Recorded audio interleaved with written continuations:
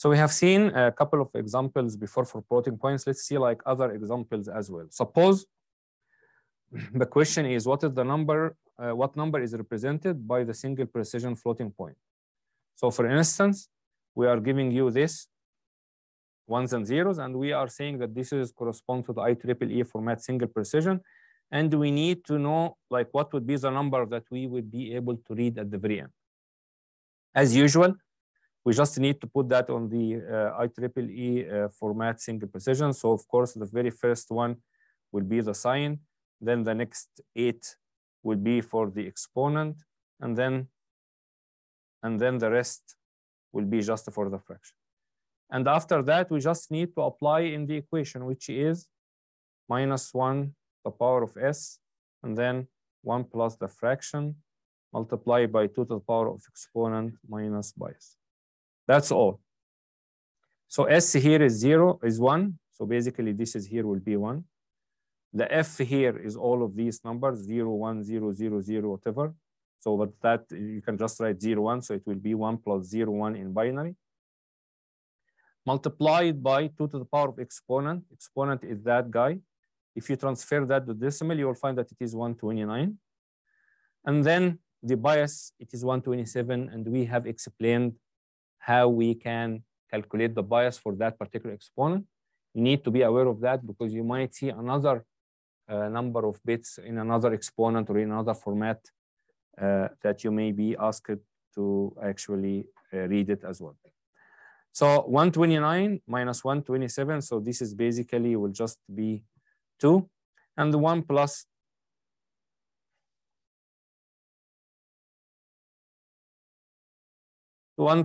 the 0, 1, it's just 1.01, but in binary. We need to make sure, or we need to calculate like how we can write this 0, 1 in decimal.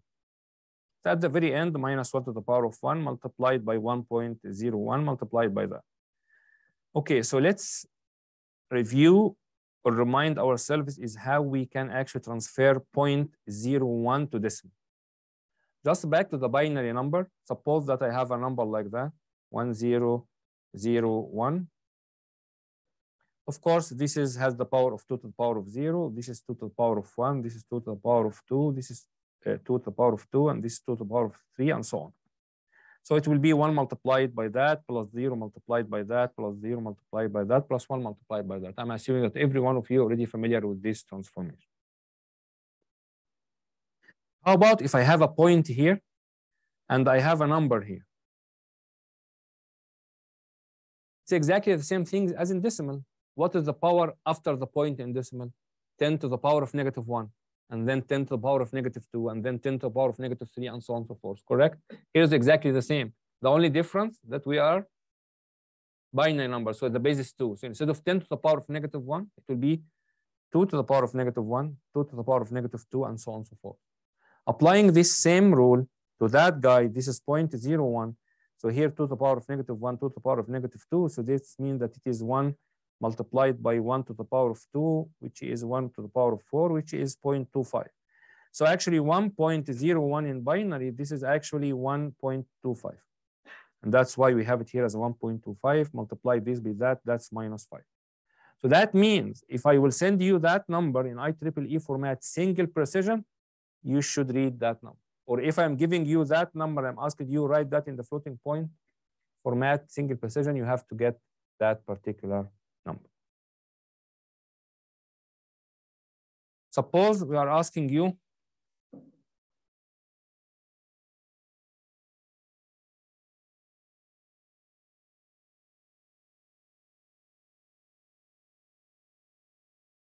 what is the number or what number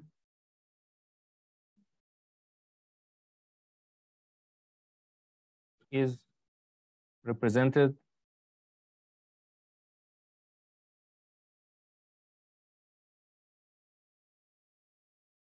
by the single precision floating point.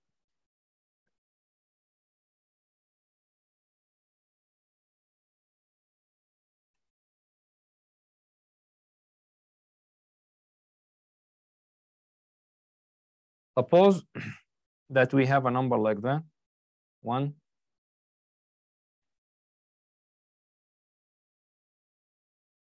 and then 0, 0, 0, then 1, 0, 0, 0, 1, 0, 0, 0, 1, 0, 0, 0, 1, and then all 0. The same concept. This very first thing is the sign, and then we have to count 1, 2, 3, 4, 5, 6, 7, 8. This is the exponent, and then everything else at the very end will be the fraction. So again, my x equal to minus 1 to the power of the sign, 1 plus f, and then 2 to the power of exponent minus bias. Again, so this will be minus 1 to the power of 1, and then 1 plus f, so 1 plus all of these.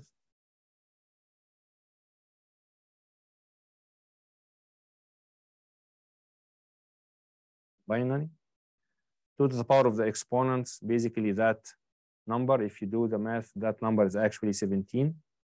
And then minus the bias is 127. So at the very end, minus 1 to the power of 1 is minus. And then this will be 1.00010001, and then multiplied by 2 to the power of negative 110. Again, the idea is how to transfer that to the decimal. Same things, this is 2 to the power of negative 1, 2 to the power of negative 2, and then 3, 4. So we have 2 to the power of negative 4, plus 5, 6, 7, 8. So 2 to the power of negative 8. If you do the math, you will find that this is actually equal to 0.0664, whatever. At the very end, this will be equal to minus 1.0664 multiplied by 2 to the power of negative 10.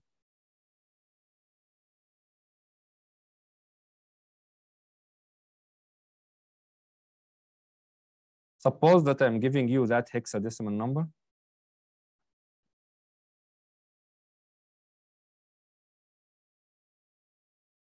This means hexadecimal number. And then again, we would like to read that, assuming that this is in floating point format. The very first step that you need to do is to write that actually in binary, correct? So transfer that to binary. This should not be that difficult. If you do that transformation, you'll find that is equal to that.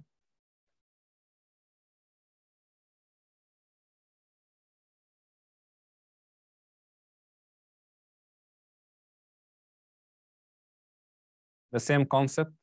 This is the very first will be the sign, and then the next 8 will be the exponent, and then everything else will be the fraction. How we were supposed to make the numbers? Same equation, minus 1 to the power of s, 1 plus the fraction, 2 to the power of exponent minus bias. So it will be equal to minus 1 to the power of 0, which is 1, and then 1 point, then the fraction, 1, 1, 0, 0, 1, 0, 0, 1, multiplied by 2 to the power of the exponent minus the bias. The exponent, that exponent, actually, if you do the math, you will find that this is 133. It will be 133 minus 127, which will be equal to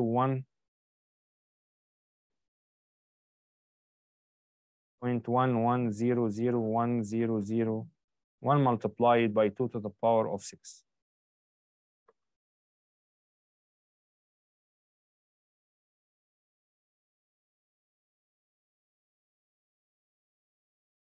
One thing here that you can do before doing transformation of that and then multiply 2 to the power of 6, you can actually move the point first, correct? You can calculate that with this way. The calculate, you have to move the, you have to actually do that, because now multiplied by 2 to the power of 6, think in decimal, there is a number multiplied by 10 to the power of 6. what you will do, the point will be moved right by 6 digits, correct? When you do that, this will be equal to 1,1,1,0,0,1,0.01. Because if you read all of these as a fraction while it's 2 to the power of 6, still like this is not basically what we are intended to, because we need to read it as an integer and a fraction. So if you do the math, this is actually 114. And this guy, as we mentioned earlier, 0, 1 is not but 25. Why 25? Because this is to the power of -1, this is to the power of -2. So 1 multiplied by quarter is just 0.25. So the fraction will be 0.5. And this is basically will be your number.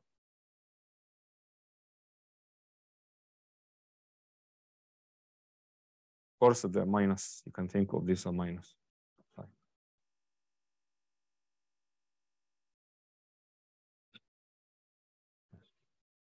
Sorry, this should be positive, sorry.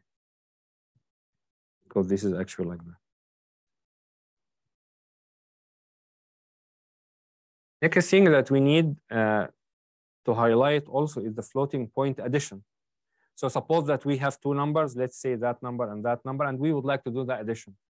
We need to go through a certain steps in order to do such an addition. First, align binary points, then add the significance, and then normalize the results, and then round and re-normalize if necessary.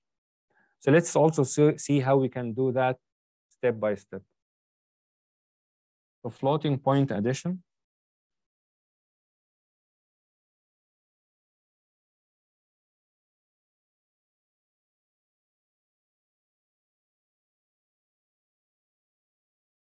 Suppose that we would like to add 0.5 minus 0.437.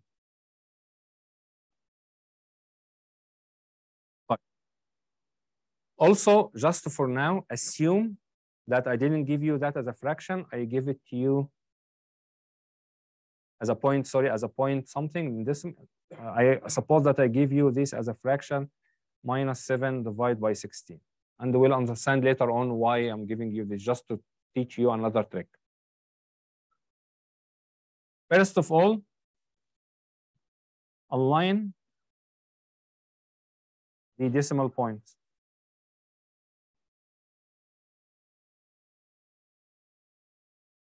First of all, let's see like how we can write 0.5 in binary. We can do it the same way as we have explained earlier, 0.5 multiplied by 2 and take the integer and then put the fraction, again multiply by 2 and so on and so forth. But also there is another way that we can think of that transformation by just having 1/2, which is 0.5. This is equal to 1 multiplied by 2 to the power of -1. Think the same way as decimal. Multiply by 10 to the power of -1, meaning move the points to the left. Multiplied by 2 to the -1, meaning move the point also by 1 to the left. So this is 0.5 in decimal. This is 0.1 in binary. However, we need to write that in the scientific form. Scientific form means 1 point something multiplied by 2 to the power of something. Okay.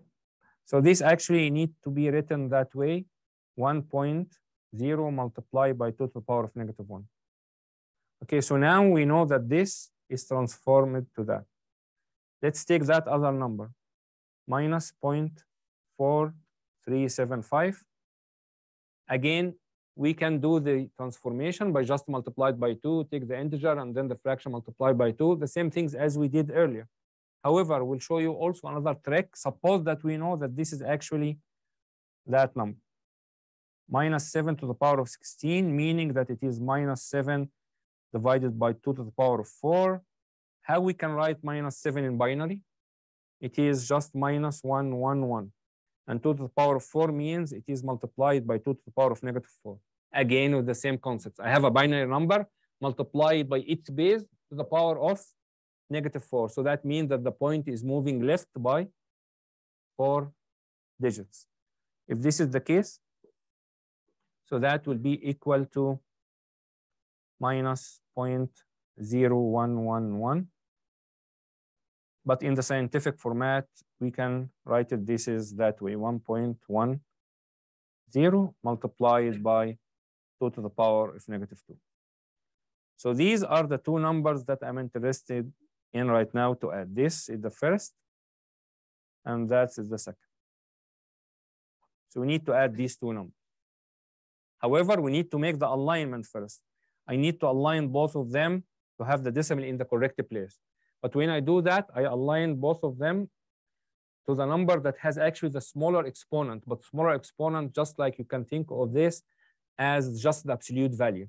In that sense, we will look at the -1 as the one that we need actually to follow. Meaning that we will assume that this is the one that we have. So it is just 1.0 multiplied by 2 to the power of -1. And we need actually to write that guy in the same scientific format, which means that this will be equal to -0.111 multiplied by 2 to the power of -1. These two numbers are equivalent.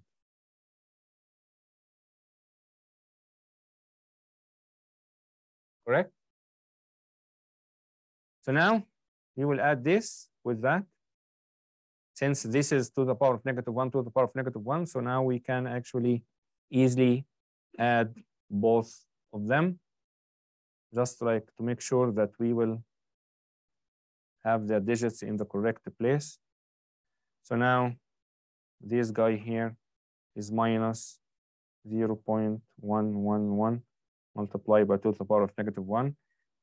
When you do the subtraction, please review how to do subtraction in binary.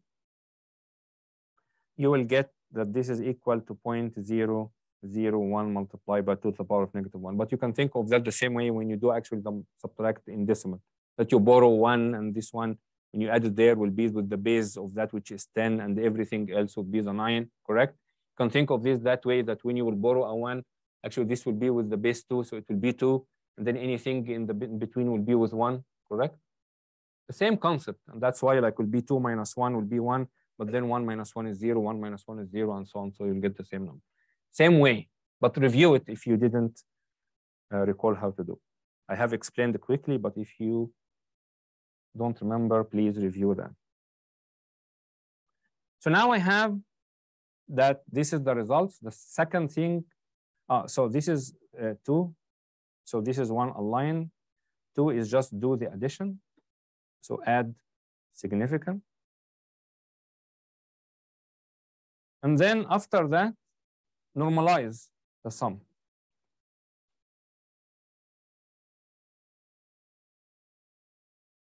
Normalize the sum, meaning that I have to write that in the scientific rotation. 1 point something multiplied by 2 to the power of something. So it will be 1.000 multiplied by 2 to the power of -4. Also with this, there is no overflow and no underflow. Why? Because I'm assuming that this will be written in 4 digits, and actually that number is written in 4 digits without any problem. However, in most of the cases, we will try to give you a number that actually won't need like any an addition, any overflow. But if it was the case, if suppose that we will give you a number that has an overflow, then we'll tell you like how you could deal with that. One of the options, as an example, is just to truncate. Yes, so whatever, anything more than the 4 digits, if we agree only with 4 digits, more than that, you just truncate. There are other options as well, but we'll not try to be hard on such situation. And then after that, suppose that you have that number, just round the sum. Suppose that there were any overflow or underflow, just round round the sum. In this case, it is the same basically number in the 4 digits, and the answer is just 1 multiplied by 2 to the power of -4. So now you have this is the answer of that. When you did addition of this and that, you get in binary 1 multiplied by 2 to the power of -4. But you would like to make sure that this is actually in decimal is correct. You would like to make sure to whatever the number that you have achieved here in base 2 is the same as you would get in the decimal if you were to do the subtraction. How to do that? 1 divided by 2 to the power 1 multiplied by 2 to the power of -4, meaning 1 divided by 2 to the power of 4, meaning 1 over 16. If you do the math with 1 over 16, you will find that this is actually 0.0625. And when you do to the calculator, or when you do the subtraction, you will get that actually these are the answer to that. At that time, you will make sure that actually the answer is correct and everything that you have done is correct, and then ready to go. So of course, with this floating point adder, it can be implemented in hardware, but unfortunately, it will be a little bit more complex than just the integer adder. And it will also need much more clock cycles. It usually takes several clock cycles. But the good thing that actually we can pipeline and then we can accelerate it. One of the options to implement that, suppose that we have a number and then another number. Again, we'll do this in the steps as we have explained. Very first step, compare the exponents. And then you will have like some of the multiplexers, and then you will do like one of the shifts and stuff like that. And then you are comparing both of them, and then do the ALU addition. And after that, by having the output, then you will do also some shifts and stuff like that to do the normalization, meaning in the scientific format. And then after that, you will have the rounding. So this is just like one option of a block diagram. However, when you write that in the Verilog, you don't have actually to imagine that. The most important things that you can create a flow chart or an algorithm or whatever the function of the component that you would like to implement, and you write that in Verilog. It might be implemented that way, it might be implemented a different way, but this is just to give you a sense of that you need to do that in steps. You take these numbers, do the alignment, and then do the addition, and then do the normalization, and then do the rounding, and then you will get the correct answer afterward.